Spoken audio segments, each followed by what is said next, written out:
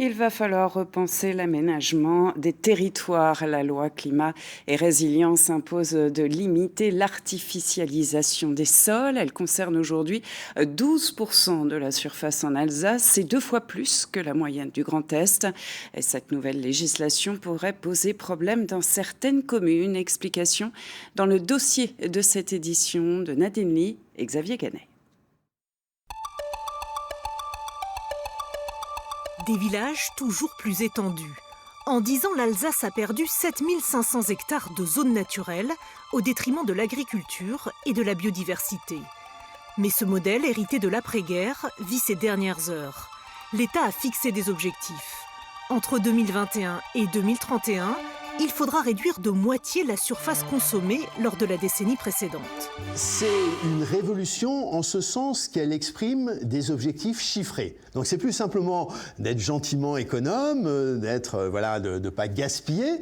On dit maintenant, non, on a vraiment une tendance à dépasser un certain nombre de limites. Maintenant, il faut y aller franchement et fermement. Il faut lutter. La lutte doit s'organiser à l'échelle des régions.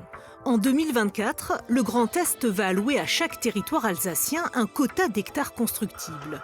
Exemple avec le centre Alsace. Alors vous voyez, c'est l'Alsace centrale avec Célestat au centre. On va des Vosges jusqu'à Rhin. 80 000 habitants, 52 communes qui vont devoir se répartir le quota alloué par la région.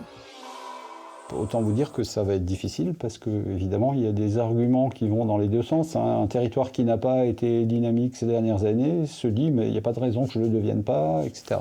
Donc, discussion un peu difficile, effectivement. Une véritable gageure, car chaque commune voit midi à sa porte. À Saint-Pierre-Bois, 900 habitants, 3 lotissements ont été construits en 40 ans. De quoi attirer de jeunes ménages et leurs enfants, un levier crucial pour maintenir l'attractivité du village. Il ne s'agit pas de faire des extensions à tout va. Je pense que la vallée de Villers a montré sur les 30 dernières années qu'elle savait déjà faire preuve de sobriété. Il n'y a pas de raison que ça s'arrête, mais il faut que de temps en temps, nos villages puissent non pas s'agrandir, mais retrouver une population plus jeune et puis nouvelle, et puis qui est intéressée par la vallée, aussi parce qu'il y a des emplois. Du côté de la ville-centre, Célestat, c'est une toute autre histoire. Elle a un avantage. Des friches industrielles qu'elle peut réhabiliter en évitant ainsi de nouvelles artificialisations. 180 logements verront bientôt le jour sur cette ancienne usine de produits plastiques. En revanche, pas question de freiner le développement économique. De nombreuses entreprises souhaitent s'étendre. Cuisine Schmitt a besoin de 20 hectares. À la clé, 500 nouveaux emplois. Si on ne retrouve pas ces 20 hectares, ils ont 6 implantations à l'échelle européenne, donc ils pourraient très bien aller dans un autre pays et se développer par ailleurs, quoi. Donc on a ce risque-là, oui, qui est pendant, avec une perte d'emploi conséquente pour l'ensemble du bassin de vie, hein. Tout est relié finalement, quoi. C'est peut-être à Muttersolz qu'on est le plus serein. Il faut dire que le maire a des idées. En instaurant une taxe sur les logements vacants, il a réussi à convaincre les propriétaires de rénover et de louer leurs biens.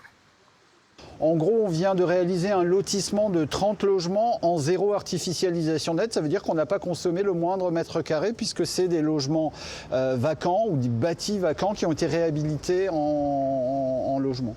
Et j'ai une conviction forte, c'est que les contraintes nous rendent créatifs, quoi. Quel que soit leur point de vue, les communes vont devoir se mettre d'accord pour préserver ce qu'il reste de nature. À défaut d'entente, c'est l'État qui reprendra la main et qui tranchera.